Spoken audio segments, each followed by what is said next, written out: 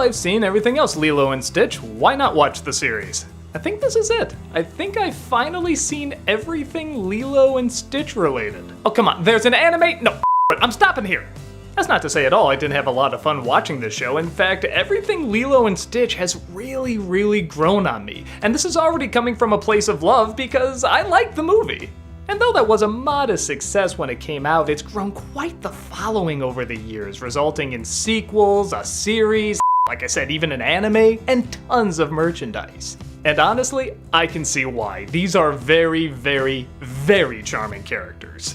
Taking place in between the Lilo and Stitch sequels, yeah, like I said, I'm kind of watching this out of order. A ton of experiments have been unleashed, and an intergalactic criminal named Hamsterville, or is it Hamster Wheel, they kind of go back and forth, is using his forcibly retired henchman Gantu to capture them all and use them as weapons.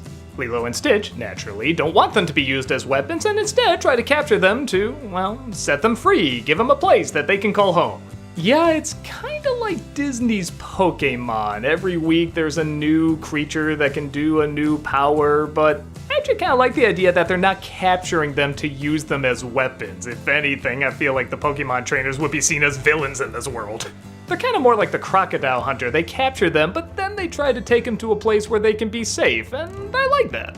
You don't usually see that in kid shows. If something's trying to kill you, you just kill it right back, or stop it in some way. Here, they just try to find the right place where they belong. And that's kind of the attitude of the whole show. Nice and laid back. So many Disney shows, just so many kid shows in general, are trying to be the next big thing, really action-packed and saying cool phrases, and they all look beautiful and wear the latest fashions, you know the drill.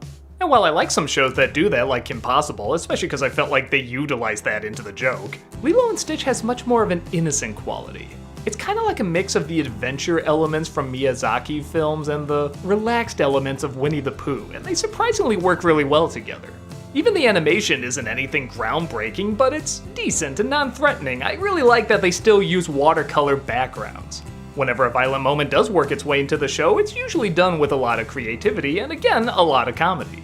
And so much of the comedy comes from the voice actors. I really like that they use the original cast all throughout this series. Davey Chase, David Ogden Stiers, Tia Carrere, Kevin Michael Richardson, all of them are so funny. And even the newcomers are great, with Jeff Bennett as Hamsterville and Rob Paulson as Ruben, this sidekick alien who's obsessed with sandwiches. Yeah, it doesn't sound that funny, but he uses that Bill Burr voice that just cracks me the up, and I love it. I feel like they really take advantage of the fact that this takes place in Hawaii, because everyone is just so chill. No one even really cares that there's aliens walking around, they just kind of accept it at this point.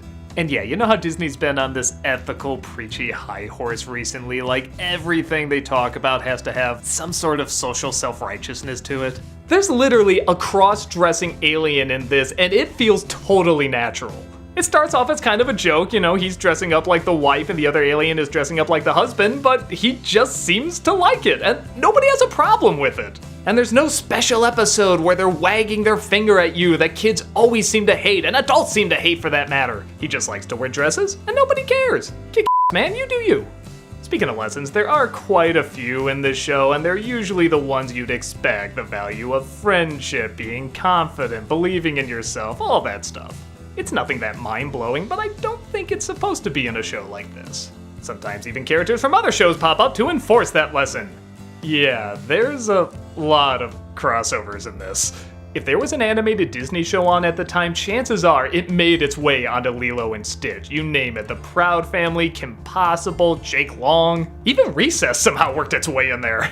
I wouldn't mind too much, except they all kind of seem really scrunched together, like every other episode felt like a crossover episode, at least in season 2. But again, if the show had great characters, it was nice to see them interact with these great characters as well. If I had one problem with the show, and this is a really odd thing to critique, I'd actually say it's the intro. I mean, yeah, the song's fine and it looks cute and everything, but I'll just say it, there's something bizarrely creepy about this scene. I don't know if you're trying to kiss me or eat me, but I don't like it. It even holds on the title uncomfortably long. Wow. Cut! But yeah, if the intro is the biggest complaint I can have about this show, I think it's doing a lot of things right. Like I said, I don't think this is one of the great shows or anything, but it's a nice, smaller show, and you know what? We need those.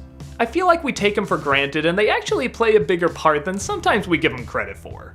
I especially like how it got me more into the alien stuff. In the original film, I liked the stuff with the sisters, but the aliens were just kind of generic to me. But the show actually made them really funny, and I liked seeing these different creations, and they were weird and imaginative, and I liked seeing how they had a different solution for every one, and how they were gonna interact with these great characters. So if you're a Lilo and Stitch fan, definitely check it out.